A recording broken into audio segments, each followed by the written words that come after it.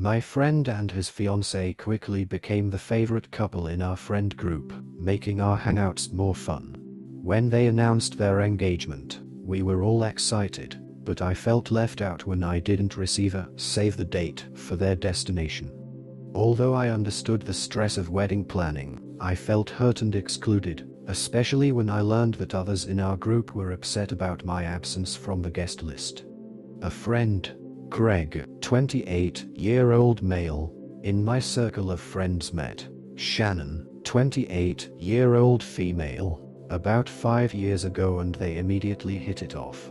Everybody instantly fell in love with Shannon because she's friendly and really fun to hang out with. They were everybody's favorite couple and really made our hangouts much more fun. We all knew they were perfect for each other. They both made our crew that much better. The engagement was expected but much welcome news. Our friends' circle was buzzing about the inevitable wedding. Then the invitations went out. You know those save the date magnets that people send out? Well, it really sucked seeing them on everybody else's fridge when I visited friends knowing I didn't get one and wasn't invited. Feeling left out really sucks. But it gets worse. I completely understand how stressful wedding planning is, and I believe nobody should feel that they have to invite people they don't want to their wedding. It's their day and their ceremony, and they shouldn't have to have people there who they don't want there. I didn't cause a fuss or express to anyone that I was hurt that I felt excluded from the wedding and by extension, excluded from the group. I didn't want to be looked on in an even worse way that I feel I was apparently being looked at. But one friend actually stood up for me. When their wedding came up in conversation and people talked about booking flights and rooms, destination wedding in New York City, eventually I was asked if I booked yet. I said, me and my girlfriend, weren't invited. Nobody could believe it, but I insisted that I wasn't upset because I know how situations like this can go. I didn't want to cause trouble because then the happy couple might resent me. Then I'd be the bad guy. I heard through other friends that my friend, Tracy, thought it was really messed up that I wasn't invited. She and I never spoke of how I wasn't invited to the wedding, but she really felt a certain way about it. So a month before the destination wedding, I got a text from Greg basically saying sorry for forgetting to send an invite, but that they would love to have us come to the wedding. It was way too late at that point for me.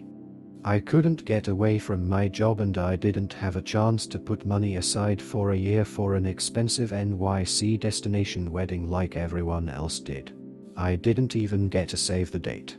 Every flight and hotel, no rooms where everyone else was staying, obviously. Too late for that, was unaffordable for me. I texted him back that I couldn't make it. The wedding came and went and I felt bad about everything.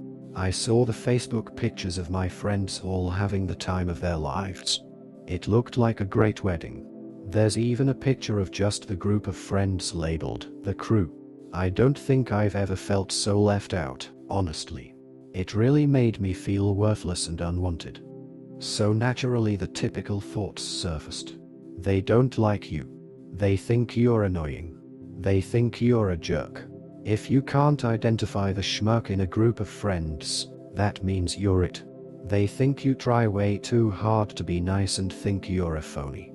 Then, as if it couldn't get any worse, Shannon messaged me on Facebook asking why I didn't RSVP and said they missed me at the wedding. RSVP. Doesn't one have to be invited in order to RSVP? Everybody got a year to prepare between getting save the dates and actual wedding invitations. I got a text message a month before the wedding. Just as I feared, I'm being made out to be the bad guy, and I even made a point to keep my feelings to myself and play it cool. But as usual, I didn't say this to her because I know how I would end up looking. I actually apologized for, I don't even know, but I made a point to mention how I spoke with Greg about it. I also made sure to compliment the wedding pictures and say it looked like fun. I did everything I could in that conversation to make it easier on her, and of course now I feel like a total schmuck. That was this past summer and I haven't seen them since. I feel like that's it for me in the group now. I see some of the friends in our group every now and then, but everything feels different now. None of them even responded to my birthday party Facebook invite this month. I feel like things are being said behind the scenes and I feel completely out of the loop. It felt like a passive-aggressive message that maybe Greg and Shannon never actually liked me. My fiancée gets along great with Shannon and she's just confused. Seeing her confusion just makes my heart break even more because she's a sweetheart who's never offended anybody in her life. I wish I could break it to her that I'm just the guy in the group that Greg and Shannon think sucks, but I don't know how and I feel like a complete loser who deserves this. I'll always appreciate Tracy for sticking up for me. She may never know how awesome it feels hearing about how she told everybody it was messed up that I was left out. I haven't even spoken to her about how the whole thing made me feel, or anybody for that matter. Reddit, you are the first to hear about it, because I didn't want it to appear like I am making a stink and become even more disliked. This whole thing just fucking sucks. I feel like I don't have friends anymore. And to make it worse, soon I'll have a wedding of my own and I'm afraid I won't have any friends there, except for Tracy of course. How am I supposed to handle who I invite so it doesn't seem like I'm leaving people out for petty revenge? How the hell do I navigate a toxic situation that I had no hand in creating? I still feel like I'm in the dark or could be overreacting. What the hell? Update 3 days later. I half took everyone's advice and brought it up with Tracy. She just confirmed that Shannon was full of shit when she asked me why she didn't get my RSVP and wanted to absolve herself of guilt.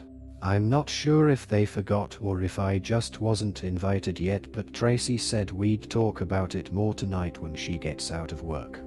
Final update later that night. I spoke about it in depth with Tracy.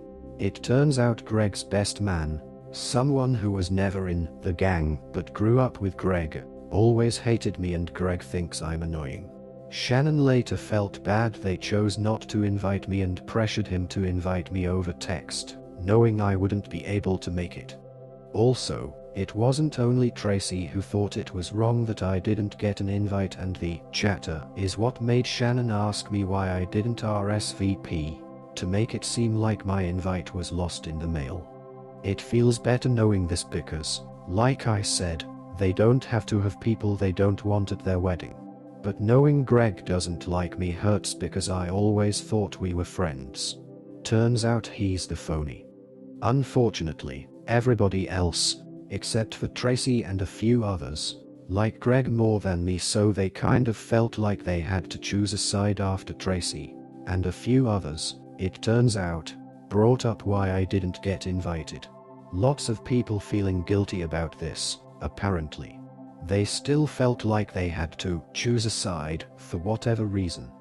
Probably because most of them went to high school with Greg. Oh well. That's life. Thanks for the advice about being more assertive.